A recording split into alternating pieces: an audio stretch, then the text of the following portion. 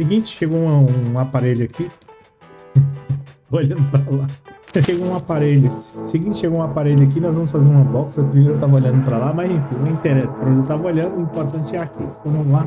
Aqui é bem rápido e o ideal é assim, ó, você rasgou o plástico de qualquer jeito, aí na hora de se der algum problema, espero que não, mas se der algum problema, você envia pra lá, tá com o plástico todo rasgado de qualquer jeito. Não, né? Bem, enfim, o produto é esse aqui, para quem não sabe, é uma mesa digitalizadora para você, no caso aí, comprar, para você utilizar para poder fazer desenho, para poder estudar, fazer e-mail, trabalhar, enfim, né? É literalmente muito bom. Então vamos dar uma olhadinha aqui para ver como é que tá essa parada que vem nela.